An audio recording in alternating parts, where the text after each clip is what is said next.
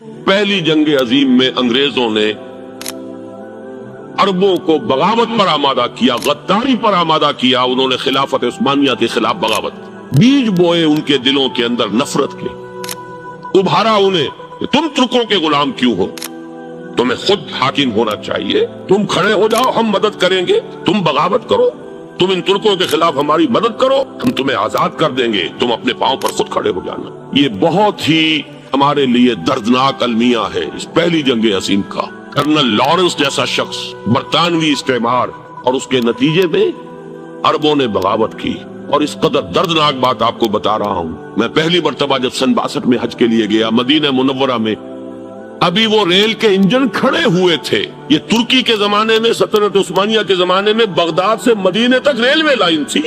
ये पूरा एक आलम, सल्तनत उस्मानिया, सिर्फ सल्तनत नहीं, खिलाफत उस्मानिया, पूरी पूरी ट्रेनें जो है तुर्कों की उड़ाई गई, हजारों तुर्कों को शहीद किया गया, यहां तक कि सहने हरम में शहीद किए गए सैकड़ों तुर्क।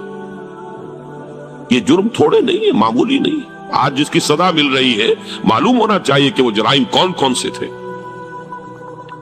अब भी जो लोग गए हैं उन्होंने देखा होगा, तुर्की का किला मौजूद है ऊपर पहाड़ी के ऊपर। हरम का जो सबसे बड़ा दरवाजा है बाबे मलिक अब्दुल अजीज, उसके सामने एक लाइब्रेरी होती थी, अब तो गालिबन वो भी गिरा दी गई है। उसके पीछे पहाड़ी पर तुर्कों का किला है पुराना, उस पर तोपें मौजूद थी।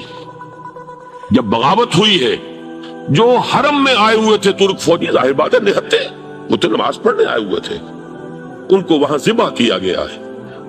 और तुर्कों ने अपनी तोपें इस्तेमाल नहीं की कि कहीं बैतुल्लाह को कोई गदन न पहुंच जाए। बहरहाल ये गद्दारी हुई है पहली जंग अजीम के दौरान, और न सिर्फ तुर्कों पे, अरबों ने की है।